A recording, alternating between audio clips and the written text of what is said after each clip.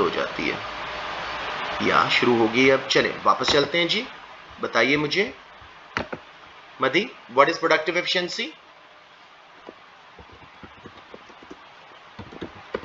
Come on बच्चों, ये इतना मैंने करवाया है, अब आप लोगों को आनी चाहिए। Can you guys hear me? Hello, just somebody reiterate कि क्लास चल रही है। हेलो, मेरी आवाज नहीं आ रही? अच्छा अच्छा, मैं देखता हूं, ठीक है।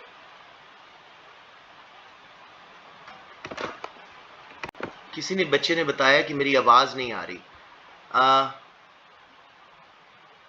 You can hear me Aliyan guys?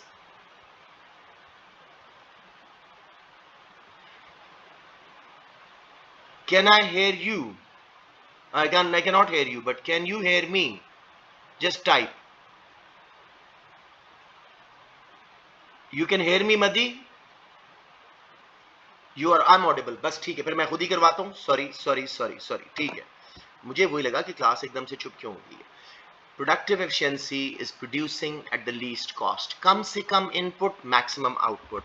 इसके अंदर एक्स एफिशिएंसी आती है, which means producing at the lowest average cost curve, not necessarily the lowest point of average cost curve. फिर है जी इसके अंदर technical efficiency, which is producing at the lowest point of AC, lowest point of AC,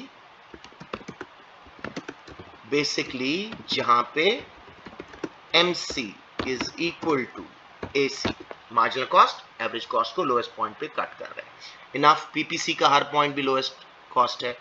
allocative efficiency, producing according to consumer preferences, यानी MC is equal to price, पहला criteria.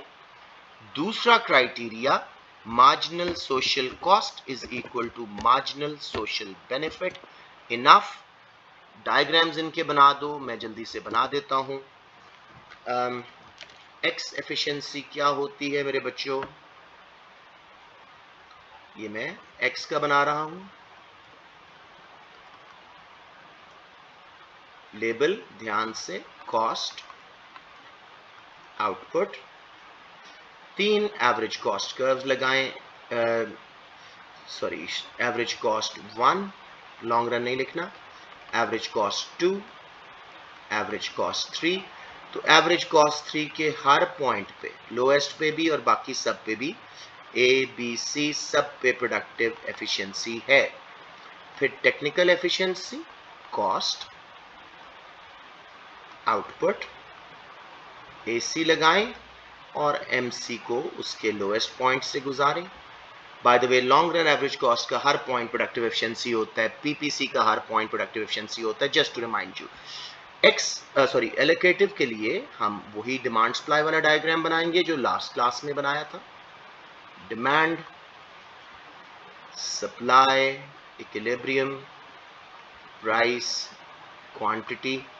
देखो, MC price के बराबर भी है, supply is MSC and MC, demand is MSB, so MSB is equal to MSC as well, MSC, और consumer producer surplus भी मैक्सिमाइज हो रहा है। समझ आ गया मेरे बच्चों? Hopefully yes. अब हम चलते हैं जी, उसने बोला मार्केट फेलियर और फिर पॉलिसीज। अब ये ओपन एंडेड क्वेश्चन है, बहुत आसान इस लिहाज से। आप कोई से 3 मार्केट फेलियर कर लो, एक्सटर्नैलिटीज कर लो, नेगेटिव प्लस पॉजिटिव कर लो, साथ में मोनोपोली ले लो या पब्लिक गुड्स ले लो, जो दिल करता है, फिर गवर्नमेंट इंटरवेंशन करवाओ। Do I need to repeat it? Please मुझे एक बार बताइएगा, क्योंकि मैंने लास्ट क्लासेस में ये करवाया हुआ है। Do I need to repeat negative externalities diagrams? एक बार बता दें, अगर किसी बच्चे को अभी भी लगता है तो I can do it, no worries. No messages means nobody wants repeating. एक बार डायग्राम ड्रॉ करवा दूं, श्योर मदी। Let us do negative production externality. पहले एक्सप्लेन कीजिएगा। Negative externality is harmful spillover negative effects of production or consumption on third parties, where marginal social cost becomes greater than marginal private cost because private sector ignores external cost. Label अब PCB, आप खाली P भी लिखें चलता है।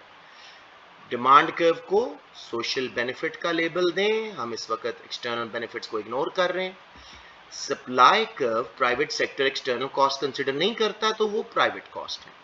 तो equilibrium market में ये प्राइस बनी, मार्केट में ये आउटपुट हमें पता है ये ऑलरेडी ओवर एलोकेशन हो रही है। अगर एक्सटर्नल कॉस्ट ऐड होती तो अब ये MSC बन जाता, इनका vertical distance marginal external cost और ये dead weight loss. Market failure कहां से कहां तक हो रहा है? QM से Q ऑप्टिमम, प्राइस ऑप्टिमम ये होनी चाहिए थी और आउटपुट कम ये वाला वेलफेयर या डेड वेट लॉस। मदी क्लियर मेरा बेटा? एक बार टाइप कर दो ताकि मुझे 100% हो। Okay great. फिर हम कंजम्पशन की एक्सटर्नैलिटी करते हैं मेरे बेटा। ओके, कंजम्पशन की नेगेटिव एक्सटर्नैलिटी। कंजम्पशन की, जब हम लोग कंज्यूमर्स कुछ ऐसा काम करते हैं कि थर्ड पार्टीज पे नेगेटिव इफेक्ट। सप्लाई को इस केस में प्रोडक्शन का कोई मामला नहीं है। Supply curve is cost curve for producers, demand curve is benefit curve for consumers and society. Equilibrium market ये था, प्राइस मार्केट ये थी। I wish the sound was coming, it was such an important question. Quantity market, demand को आप लिखेंगे marginal private benefit. अब मुझे बताएं, स्मोकर या वो जो इलेक्ट्रिक की जगह डीजल पेट्रोल व्हीकल चला रहा है या लिटरिंग कर रहा है या कुछ ऐसा काम कर रहा है कि सोसाइटी के ऊपर पोल्यूशन वगैरह आ रही है, तो सोसाइटी का बेनिफिट उससे कम है। Marginal social benefit are less because private benefits में से हम pollution, congestion, external cost minus कर रहे हैं। अब इक्विलिब्रियम ऑप्टिमम पे आ रहा है, प्राइस ऑप्टिमम पे आ रही है, क्वांटिटी ऑप्टिमम पे। हम सिर्फ ये डायग्नोज दे रहे हैं, ये हमारा मार्केट फेलियर है, over allocation of resources. Vertical distance लें और ये सारा एरिया डेड वेट लॉस का बता दें। समझ आ गया मेरे बच्चों? Please type if you are clear on this.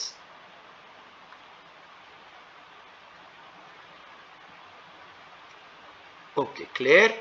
ये करने के बाद अब हम यही काम पॉजिटिव एक्सटर्नैलिटीज के साथ भी कर सकते हैं, या मेरिट डीमेरिट गुड्स पे चले जाओ, ये आपकी मर्जी है। मैं आसानी के लिए आपको डीमेरिट गुड्स करवा रहा हूं। ओ माय पेन, ठीक हो गया। डीमेरिट गुड्स ये क्या है पूरा बताओगे? They are harmful for consumer but he underestimates the harm due to lack of information, asymmetric information, plus they have negative externalities। तो दो काउंट पे मार्केट फेल हो रही है। अब मेरे बच्चों इसके केस में बहुत सिंपल डायग्राम है। What is happening to my pen? अच्छा जी, डिमांड को इस केस में आप लिखें लिमिटेड इंफॉर्मेशन, सप्लाई को आप कुछ नहीं लिखेंगे। इक्विलिब्रियम मार्केट ये था, प्राइस मार्केट ये थी, क्वांटिटी मार्केट ये थी। अगर इन लोगों के पास फुल इंफॉर्मेशन होती तो डिमांड कर्व लेफ्ट पे शिफ्ट होता, ये सिगरेट्स, वेप्स, इन सब की डिमांड गिर जाती। प्राइस ओवर प्राइस हो रही थी, वो ठीक हो जाती। क्वांटिटी ओवर हो रही थी ऑप्टिमम से, वो ठीक हो जाती। तो ये है डीमेरिट गुड्स का।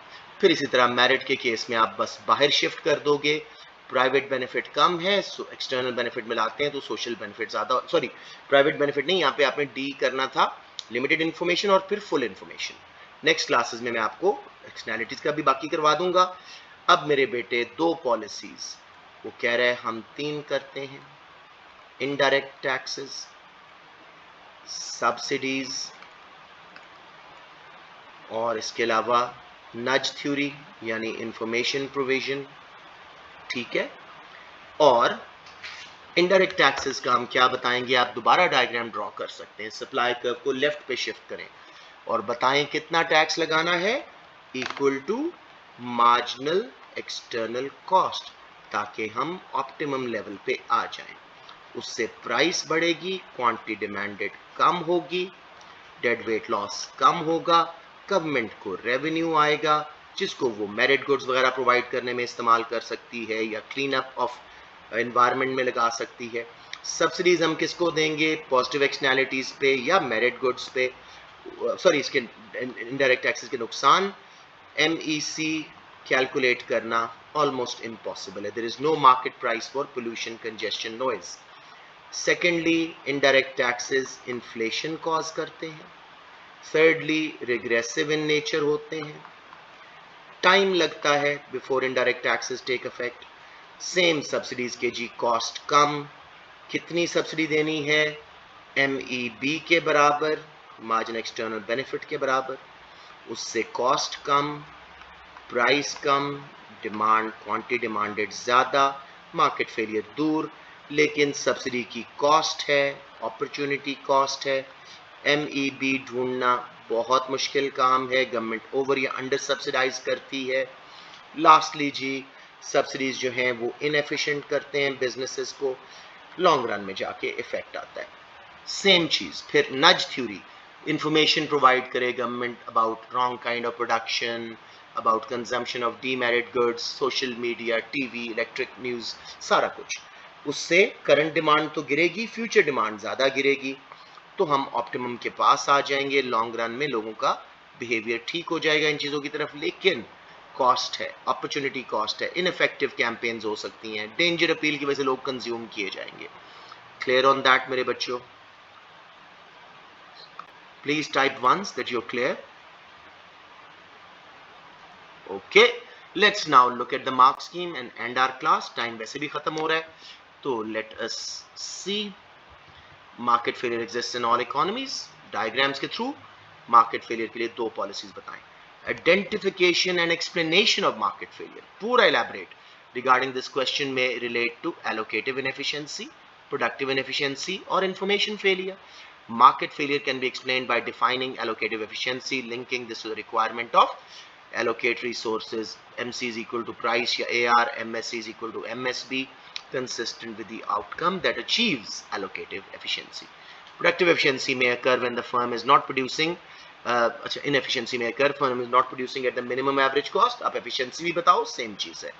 Forms of competition, monopoly वगैरह वो productively inefficient होते हैं। Government intervention takes place to address the market failure of market forces to allocate resources efficiently. In the case of positive externalities would lead to underconsumption of a good or service. Negative externality leads to an overproduction of the good.